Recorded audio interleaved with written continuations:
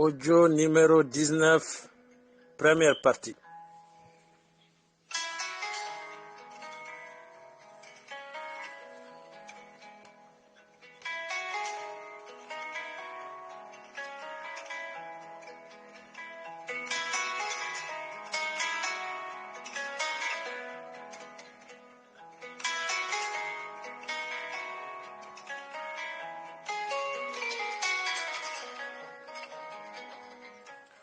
Gloire à Allah le miséricordieux,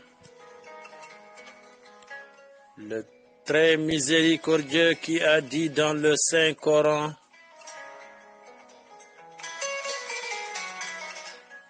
que toute âme goûtera à la mort.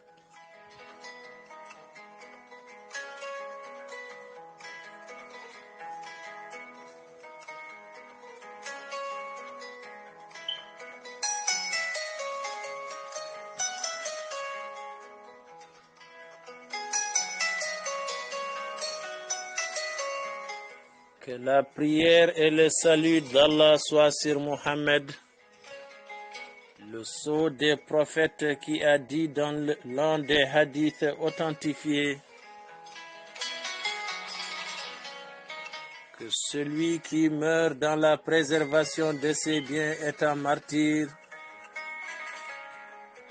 que celui qui meurt dans la protection de son intégrité physique est un martyr,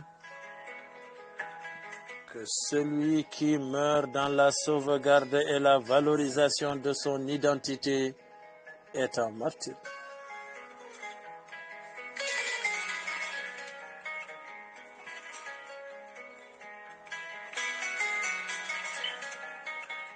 Nos chères auditrices et auditeurs, nous voilà revenus avec la grâce de Dieu pour poursuivre avec vous la lecture du livre témoignage de notre compatriote, l'ex-officier Si Mohamedou, intitulé L'enfer d'Inal, Mauritanie, l'horreur des camps.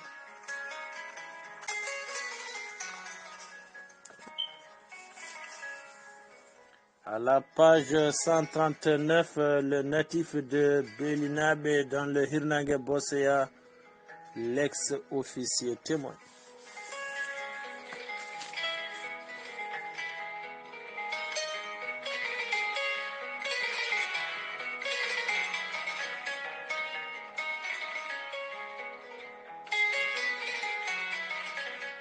Le mardi 26, j'entends la voix familière du sergent Sow Abdul Wahab appeler le chef de poste. Il doit être entre 10h et 11h.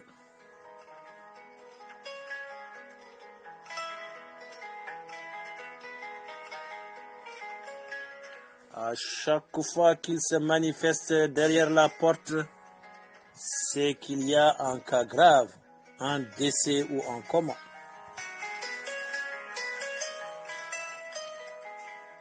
Sow Abdul Wahab était infirmier à la base marine, tout comme Diallo Siley Bey.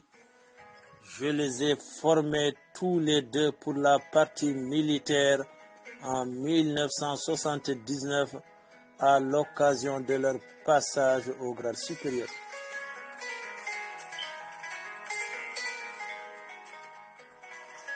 Il est toujours là quand un prisonnier se sent mal, toujours prêt à apporter un soutien moral aux nécessiteux. Il n'hésite pas à transporter un prisonnier qui ne peut plus se déplacer de la cellule aux toilettes.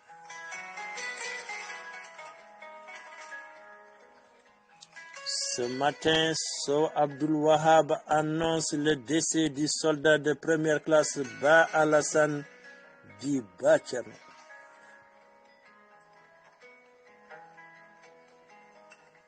Je suis certes habitué à entendre ce genre de nouvelles, mais le cas de Ba Tcherno revêt un caractère particulier. Il s'est engagé dans l'armée au cours de la guerre du Sahara, comme beaucoup d'autres parmi nous.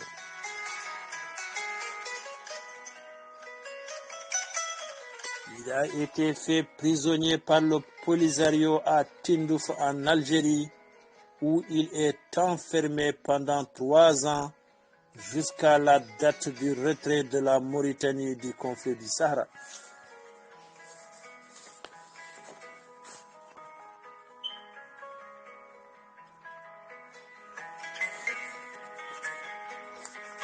Il a combattu pour la Mauritanie et a payé 3 ans de sa vie dans les prisons de l'ennemi pour sa patrie et aurait même pu donner plus.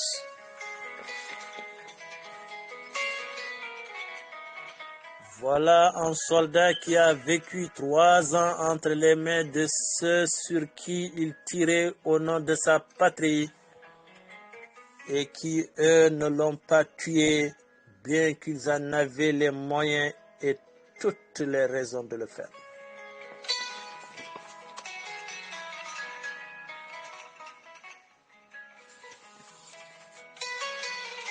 C'est aujourd'hui les soldats aux côtés desquels il a toujours combattu au nom de cette Mauritanie commune, ses frères d'armes qui le tuent dans cette patrie qu'il a si chèrement défendue.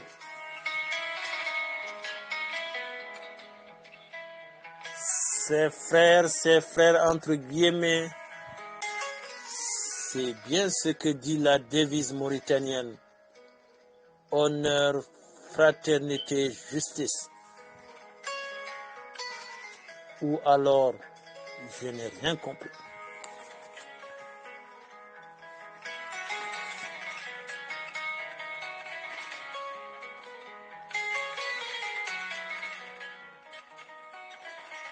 Je ne peux m'empêcher de pleurer en apprenant qu'il s'agissait de lui. Et aujourd'hui encore, j'éprouve toujours une très grande tristesse à l'évocation de sa mort. Il était employé dans mon escadron comme infirmier. La veille, il avait été amené aux ateliers et avait été torturé près de la moitié de la nuit. Il ne s'en est jamais remis.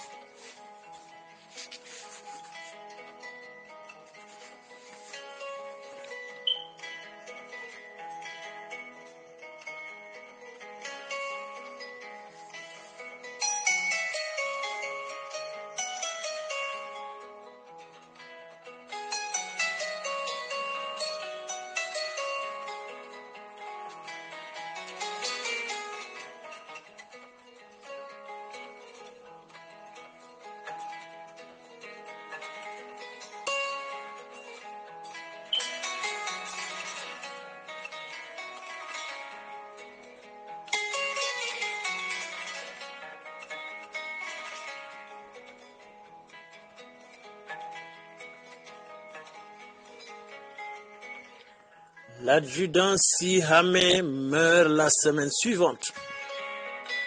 Lui aussi était un vétéran de la guerre du Sahara. Il exerçait la fonction d'adjudant de compagnie au sous-groupement numéro 15. Comme Ba Alassane, il meurt après un passage aux ateliers la veille. Il a été pendu par les pieds et fouetté jusqu'à la mort.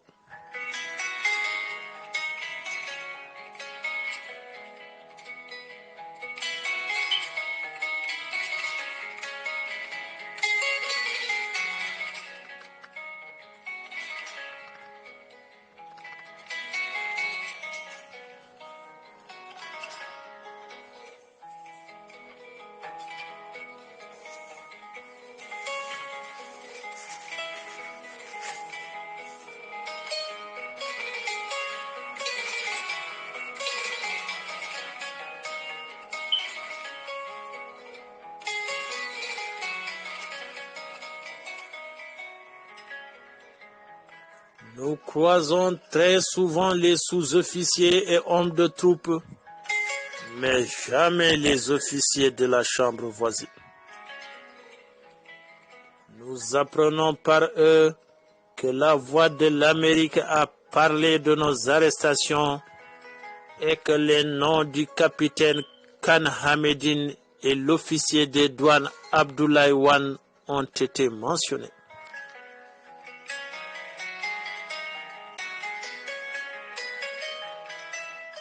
La radio américaine aurait même précisé qu'il y aurait eu des morts. Cette nouvelle nous redonne un peu d'espoir.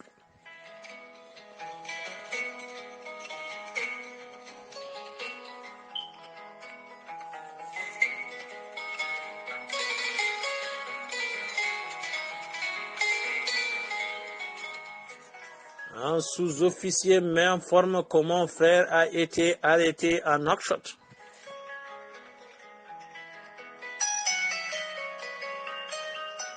Ce dernier devait expliquer à la police pourquoi il était venu me rendre visite juste avant les arrestations.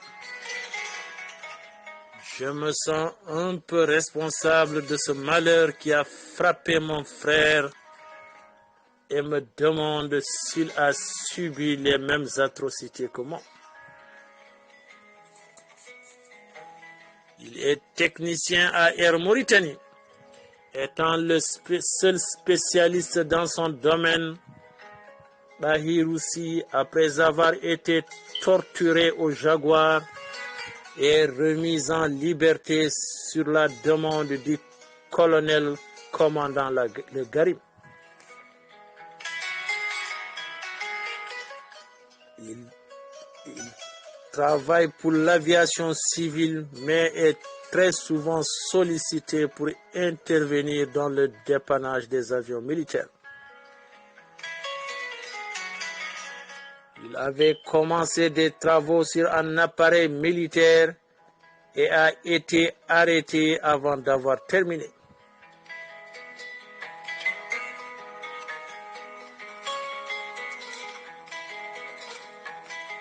Voyant que les travaux n'avancent pas, le directeur du Garim, groupement aérien de la République islamique de Mauritanie, demande ce qui se passe. On lui explique que le technicien ne s'est pas manifesté depuis 2 semaines et qu'il n'y a personne d'autre en mesure de continuer le travail. Il mène son enquête et découvre rapidement que Tahiroussi est arrêté. Le lendemain matin, mon frère est remis en liberté.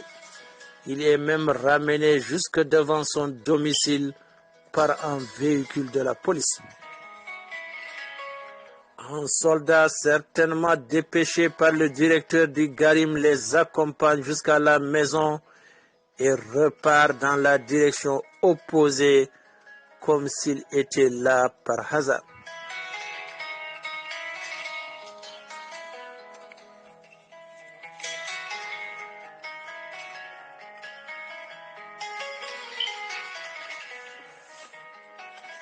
Fin de la première partie de l'audio numéro 19, la deuxième pour le prochain.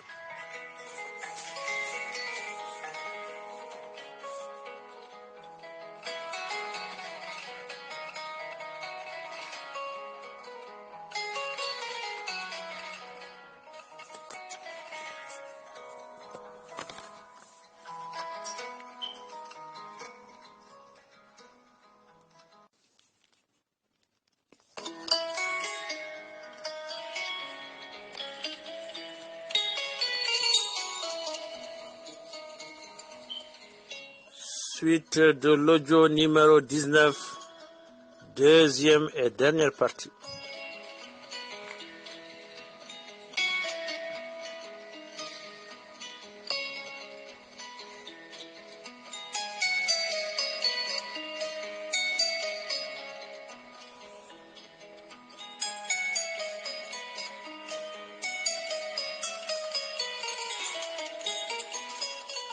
À la page 141, le rescapé de l'enfer d'Inal, Si Mohamedou témoigne.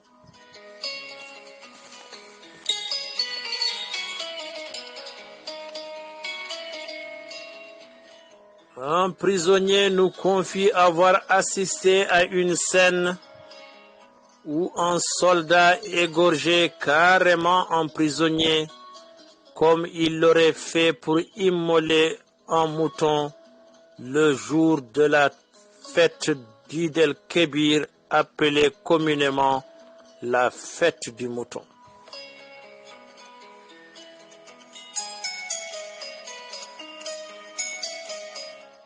Il dit qu'il pense que cela devrait être dans ce même camp.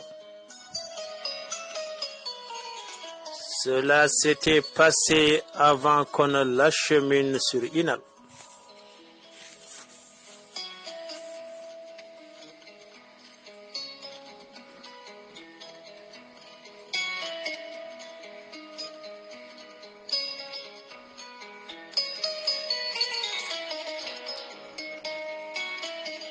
J'apprendrai ici la fin tragique de l'adjudant-chef Basse de la marine.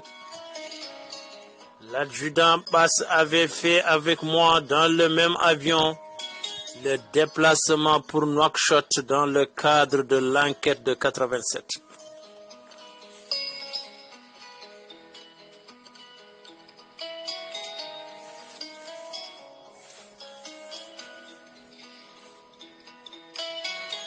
Il avait été remis en liberté après quelques jours de détention.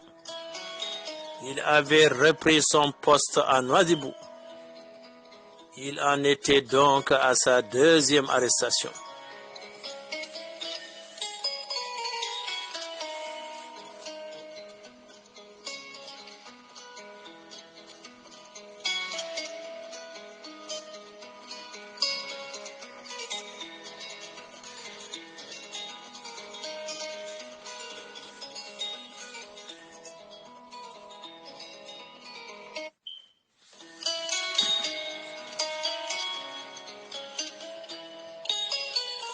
À Inal, l'adjudant Basse était relié à un autre prisonnier par une chaîne. Suleiman Oul Eleyat demande à un collègue de détacher le compagnon de Basse pour la corvée de la cuisine.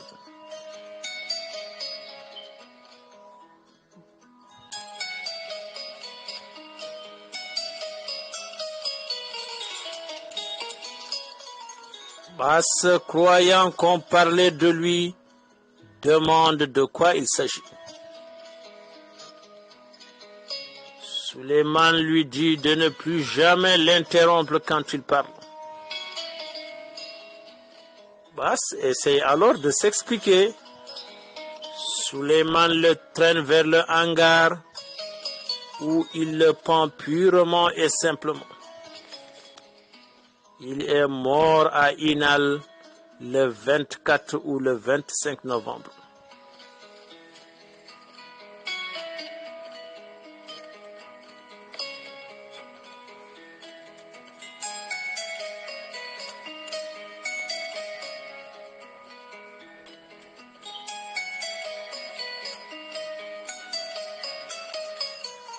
Un sous-officier me rapporte également une histoire tout aussi incroyable. Cela se passe toujours à Inal. Un prisonnier très fatigué méditait sur son sort.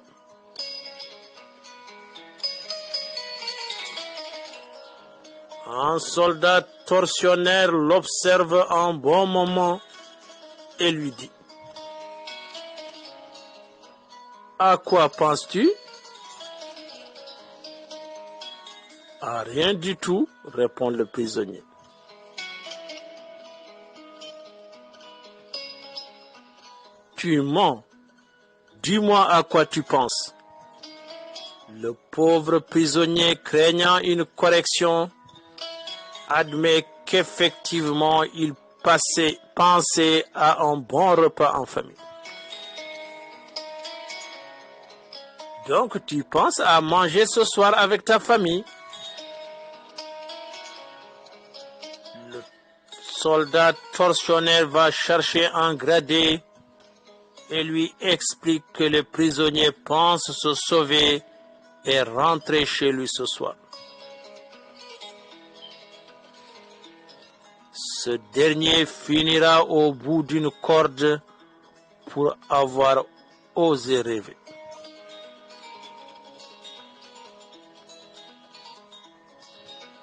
Les Peuls disent « Tuez-le parce qu'il a dit telle chose, on peut l'admettre. Mais tuez-le parce qu'il a rêvé de telle chose, là, c'est très fort. »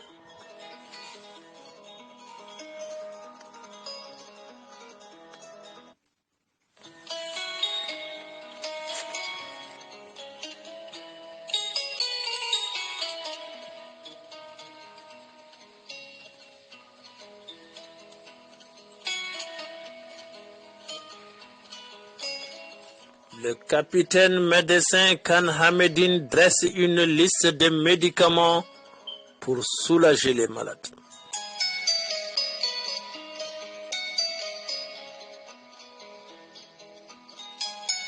Son abcès au dos a éclaté et il s'est très vite remis comme par miracle après cela.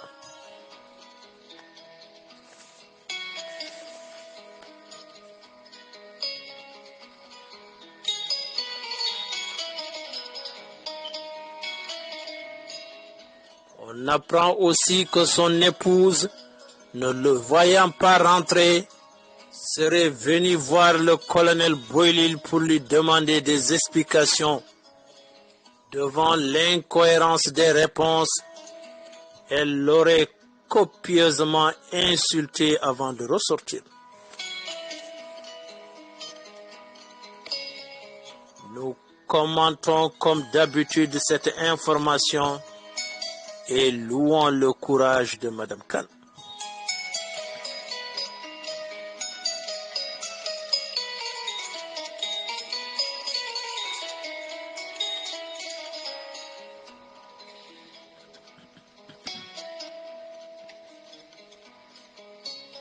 Le détachement des blindés qui occupait cette base a dû être transféré dans l'un des nombreux cadres de la garnison. Ils sont en tout 5 dans la garnison régionale.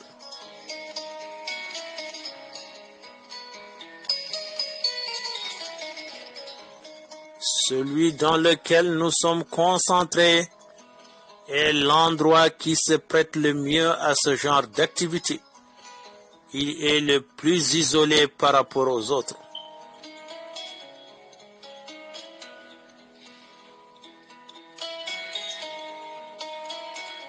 Le colonel Oulboylin n'a pas eu du mal à trouver l'homme de la situation. Le lieutenant Naji Oulbilal et son escadron feront très bien l'affaire. Ils ont donc été détachés pour l'extorsion des aveux et la torture des prisonniers.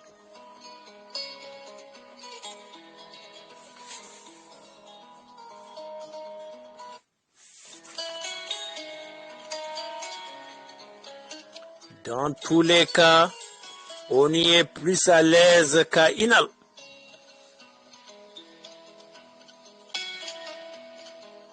Cela est peut-être dû au fait que nous soyons à moins de 3 kilomètres de la ville.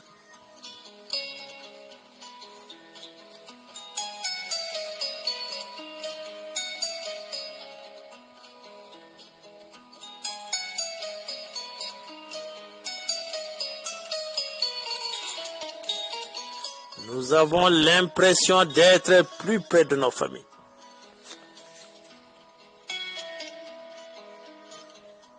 Quand nous sortons pour aller aux toilettes, nous voyons les dernières habitations de la ville.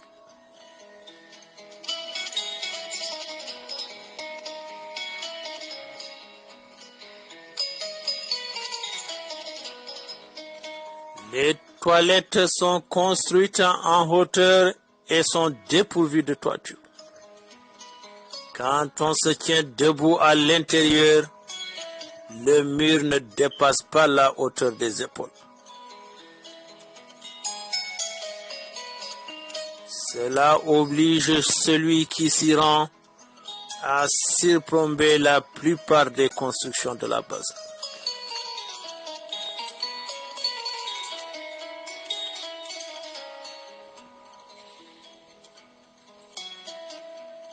Il y a aussi du nouveau. Nous avons l'autorisation de nous laver et même de faire le linge.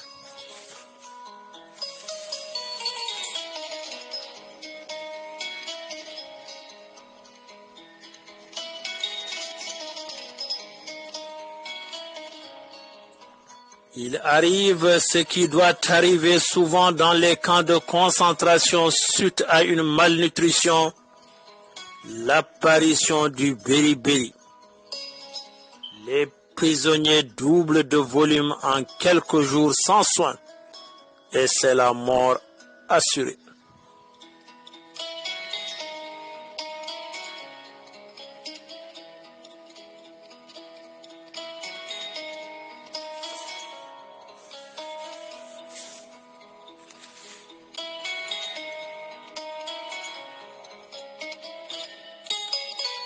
Nous supplions le caporal Cheikh Ould Bilal de nous trouver du piment à la cuisine. Nous en mettons sur notre riz blanc jusqu'à ce qu'il devienne tout rouge de piment.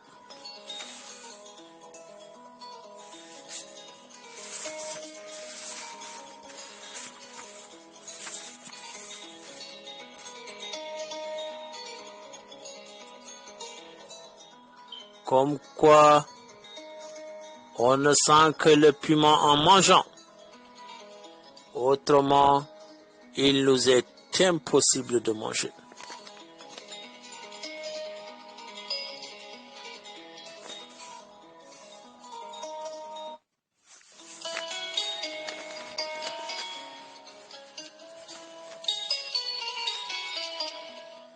Le caporal Cheikh Ould Bilal a grandi dans un milieu peul et maîtrise cette langue aussi bien que n'importe quel peuple.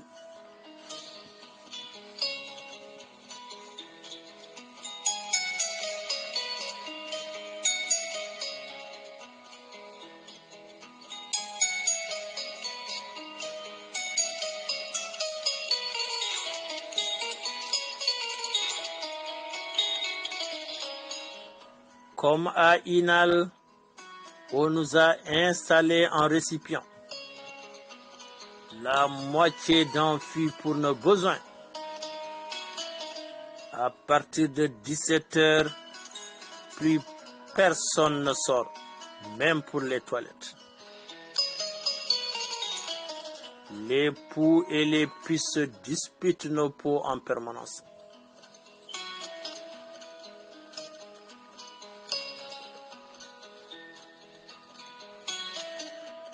Dès que nous terminons nos prières, nous partons en campagne contre ces compagnons indésirables.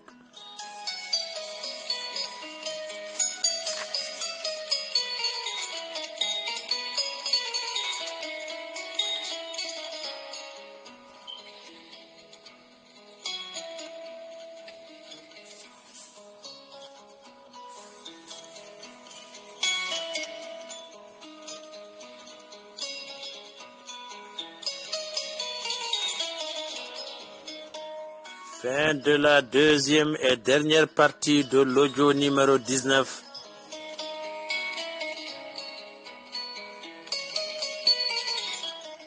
Page 146. L'enfer d'Inal, Mauritanie, l'horreur des camps.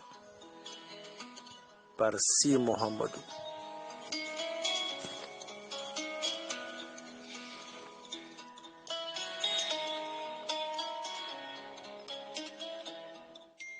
Salli ala Muhammad.